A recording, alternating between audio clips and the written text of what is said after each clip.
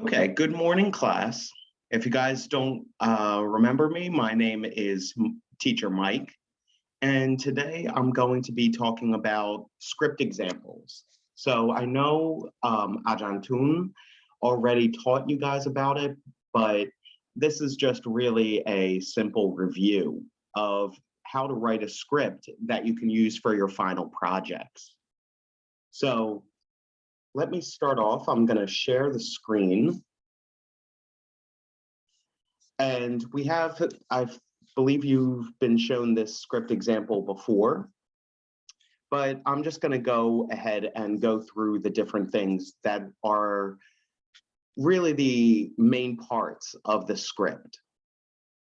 So for this script, just like you're writing a book, you're also telling a story, but you're telling a story mostly through dialogue because the script is really a document as almost like a guideline to instruct what the actors are going to do and say in order to tell the story.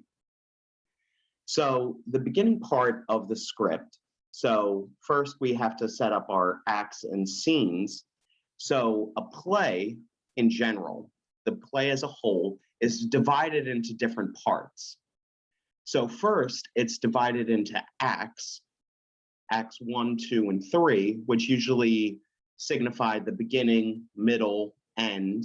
And there could be more than 3 acts in a play, depending on how long the play is. And each act is divided into scenes. The scenes are the smaller parts, the sections of the act, okay? So for example, the beginning of the play, Act 1, may have 1, 2, or 3 different scenes, depending on how long the play is. And each scene might take space in a different part, but it shows movement throughout the play. Okay?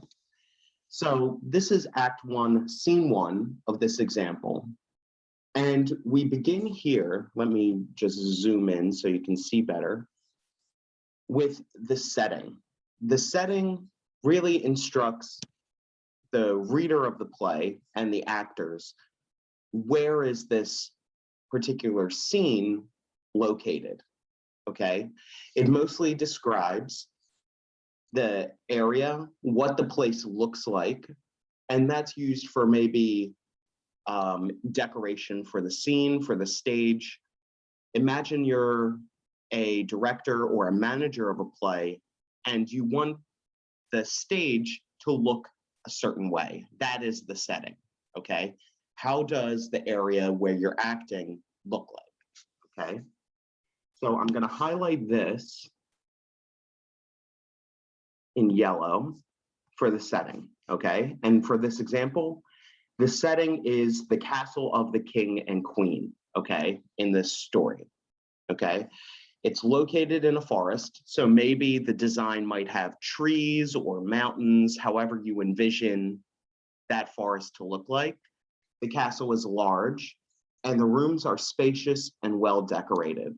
So you're kind of imagining a room that is big, it's very decorated, maybe has gold or very fancy designs all around it. And that is what the audience is going to see in the play, okay? Also with the setting, a lot of times you might think, where are the characters positioned when the audience first sees them? So that's what I have here, and it's right underneath the setting, okay? And this can also fall under stage directions, but we'll get to stage directions in a bit. So when the audience first sees the stage, as imagine the curtains opening up, the king is sitting on his throne with the queen sitting beside, this should be him.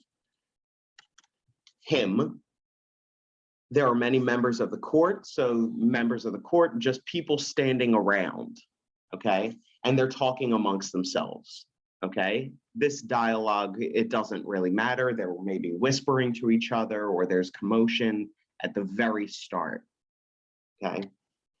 And as the king and queen, they are sitting silently. So you can envision this scene in their head right when the play opens up. So that's the setting.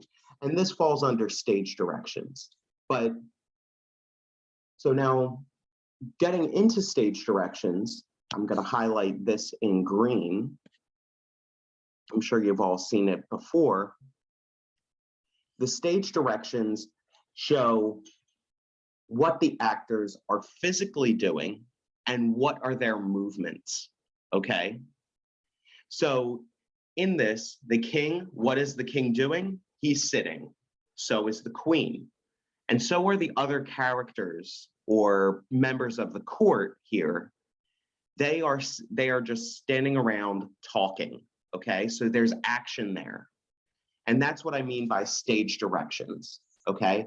It's telling what the characters are doing at that particular time in the play, okay?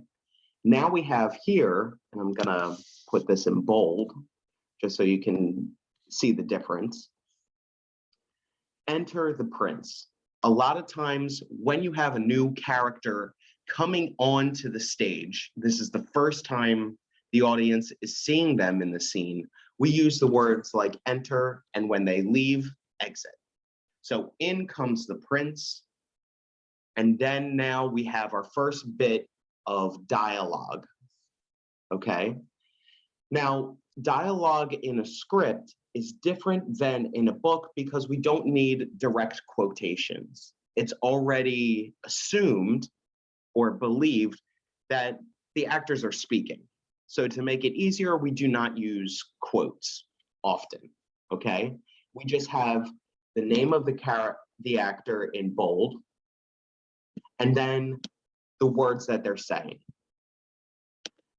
And this is what really is the main part of the script. It's the dialogue. It's what the characters are saying that moves the plot and the story forward, okay?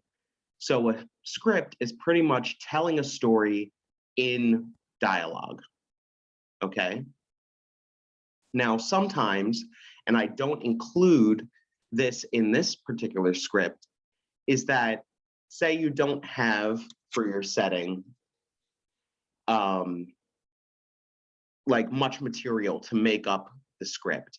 What you can have is a character called a narrator that tells the audience what's going on in the play, okay? And the narrator is speaking, saying, imagine yourself in the castle of the king and queen, okay?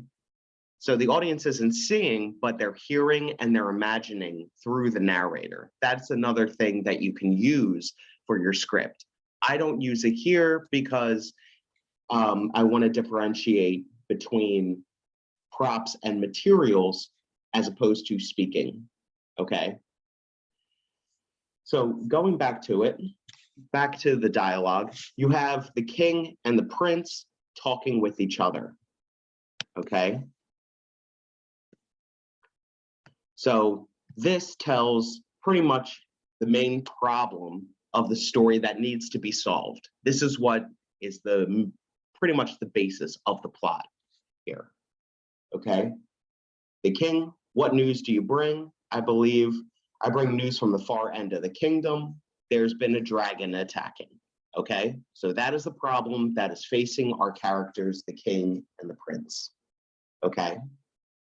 Now, also, in between the dialogue, you have also more stage directions, okay?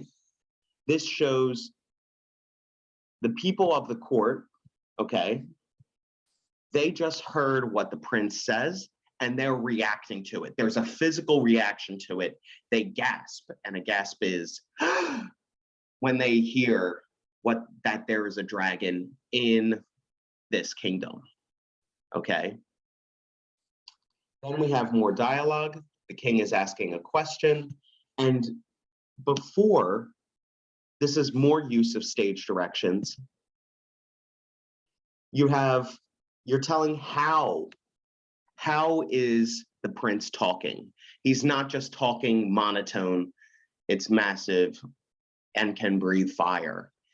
No, he's excited, using his arms to show the size of the dragon. So he's saying not it's massive and it can breathe fire. That makes it boring. It's massive and it can breathe fire. So there's energy. It's just like how regular people talk. There's emotion involved. There's excitement.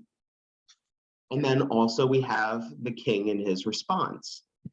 Now, when it's calm, yeah, it's not as excited or energetic, but the king is like, it must be dealt with, like in a very stern, calm manner on this.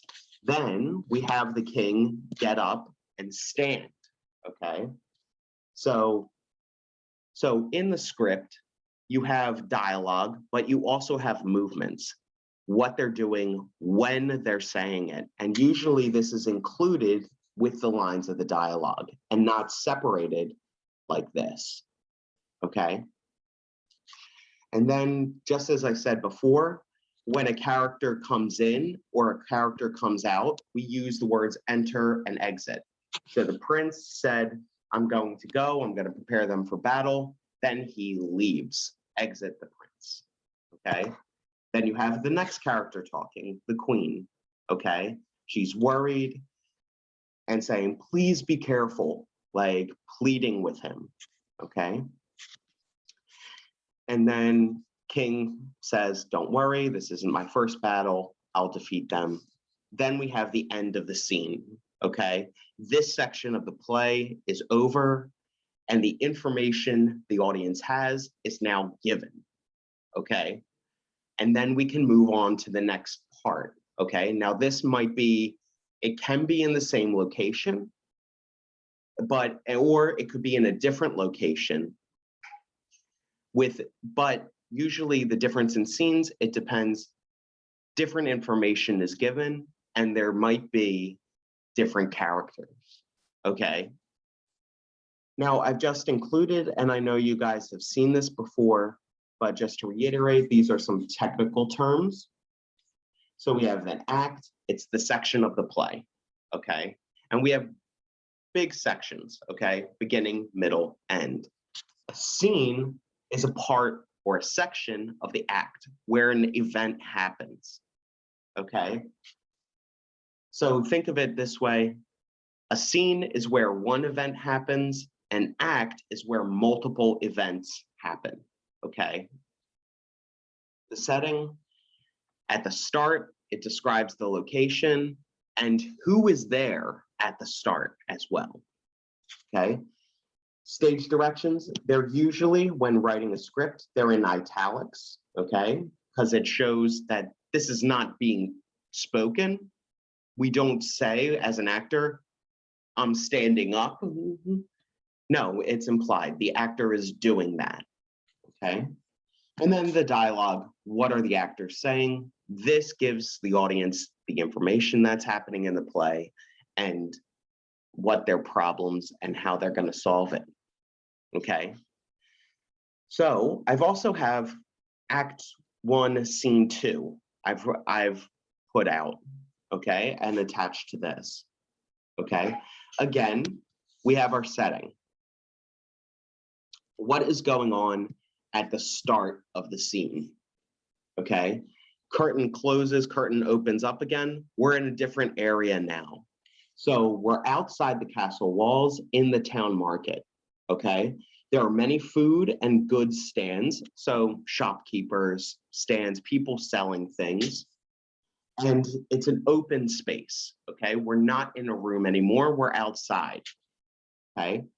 The villagers are gathered around a royal speaker. A royal speaker is somebody, before we had telephones and stuff like that, he would stand up on a platform or a box and tell everybody information. Okay, so imagine a crowd is standing around somebody who's a little bit higher up and is standing and talking to them, okay? And they're listening, okay? Then we have the different characters, okay?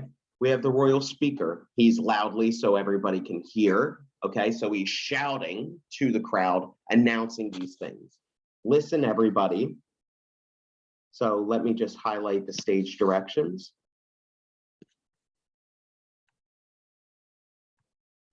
And then the dialogue. Everybody listen. He's shouting this.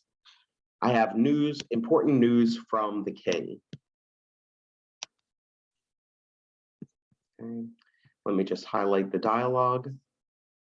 Okay. Now you have what I put here, and this is something that you can also add in your play when you have very minor characters. Okay. And these characters have take part in one scene. Okay. And they don't need names. The audience doesn't need to know their names. So we have just shopkeeper 1. Okay. I'll put that in purple. And he's talking not to the speaker, not to the audience, but he's talking to his friend and he's grumbling. He's like, this better not be another tax. We already make nothing. You know, he's angry. Okay, that's his stage direction. And he's talking to another minor character, shopkeeper 2, okay, who's responding, okay? And when you have these minor characters, what they show is sort of a feeling amongst the people who are listening, okay? They're representing the larger group. And these people are angry. They don't want to pay more taxes. Maybe they don't like the king necessarily. Maybe they don't like the people who really are the higher ups in their society. And that's what this is trying to say, okay? So now we have more dialogue. And then also we have, I also added, instead of shopkeeper, these are different actors. Woman 1, you already take our money, our land, and now you want our people. Like, it's showing the mood of the crowd, that they don't want to be part of this expedition to fight this dragon. Then we also have enter the prince. The prince comes in and he stands next to the royal speaker. Okay, this is his stage direction. He's coming up. We have the one guy. Now we have 2 people standing above the crowd. Okay, and just another note, just like we have shopkeeper 1 and 2, when you have many people in a crowd setting, let me see, I'll put that in red. When you have people in a crowd and you want everybody to speak at once, you can use words like crowd. This implies everybody, not just one particular actor.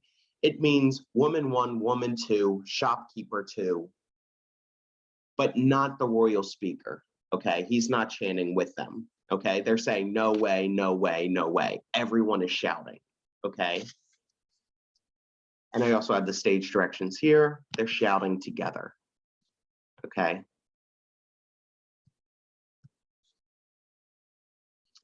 Now we have a change in what's going on, okay? The prince comes in, the women really like him, he's handsome.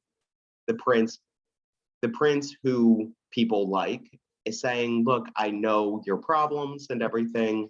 They're saying, how can we trust you? I swear I'll help you out. See how the plot moves forward with dialogue. Now the crowd changes their tone. The prince has now convinced them that they should go and beat this dragon. Okay? Then this is where everybody leaves the stage. Okay? Marches off stage. He's exiting. But the crowd is also following them. They like him. They're cheering him on. Okay. And then finally, we have the end of Act 1, Scene 2. Okay.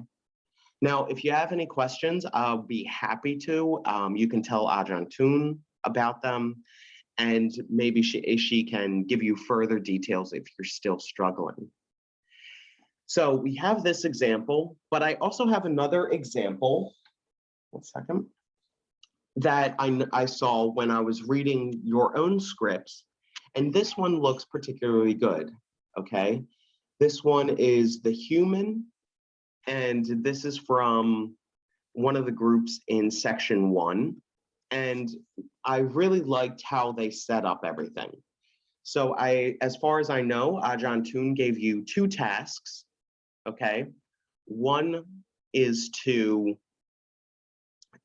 summarize what is happening in the scene, and then also give an example dialogue of the script, okay?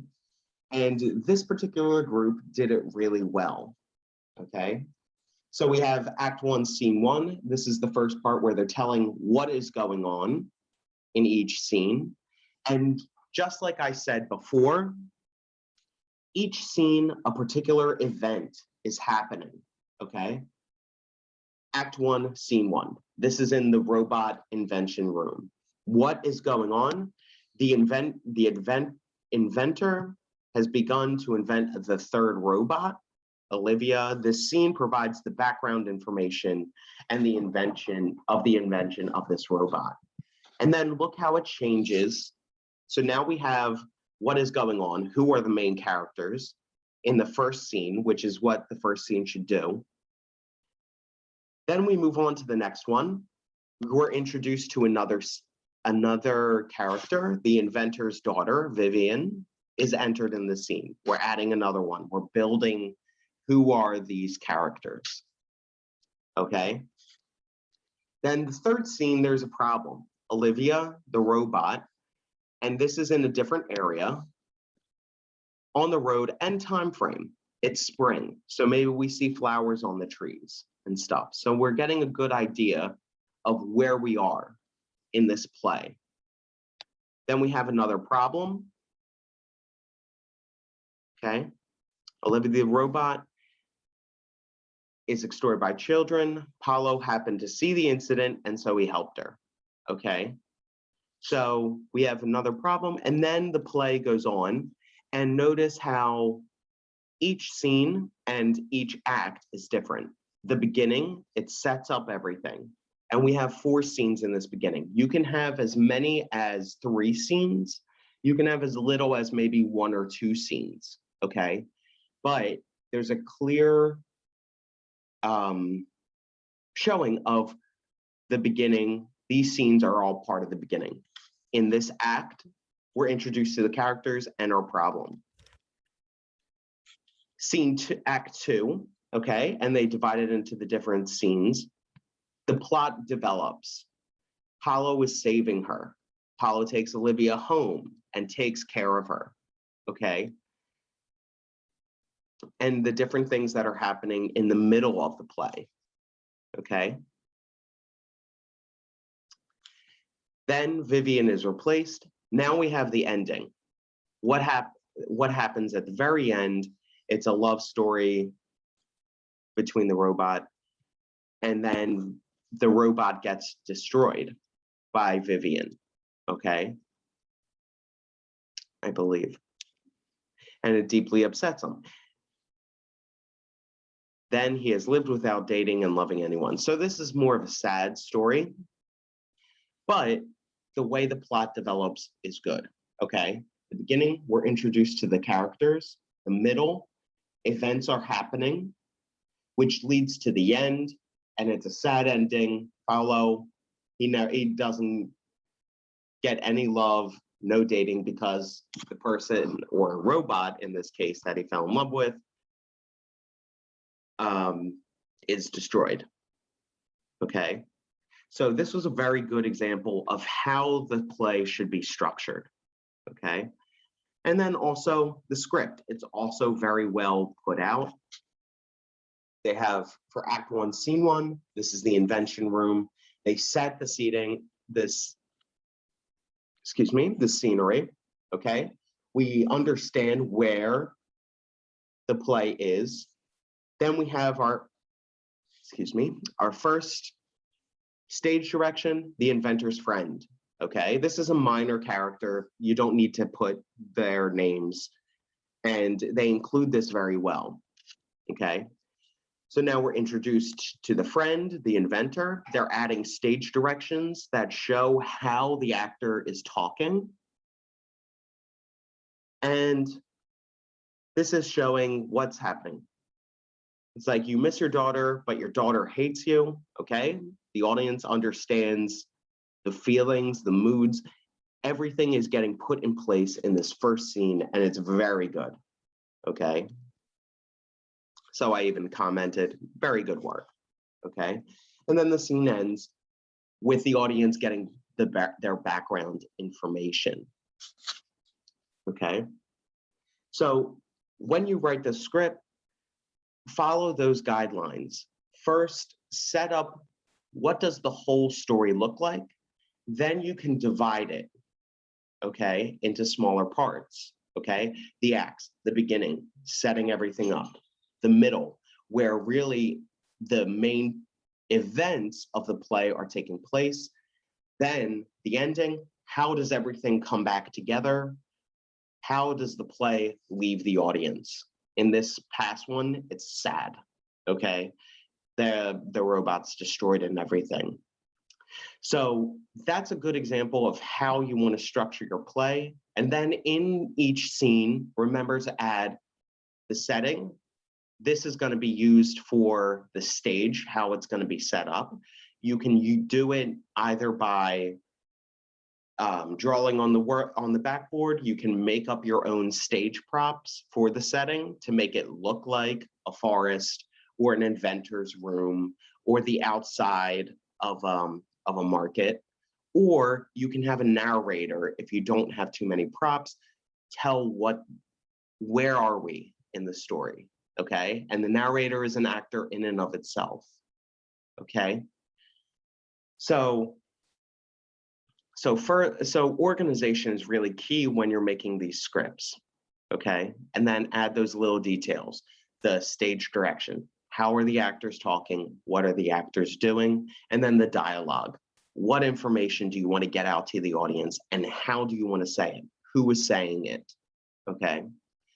So far, a lot of the scripts that I've looked at were really good. That particular example was really fitting, and it really shows that that particular group understood it. I would suggest going to them and asking them for help if you want, or feel free to ask Ajahn Toon or myself. I'd be very happy to help.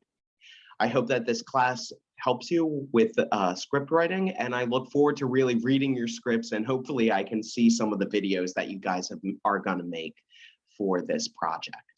So have a great day, good luck, and I will see you.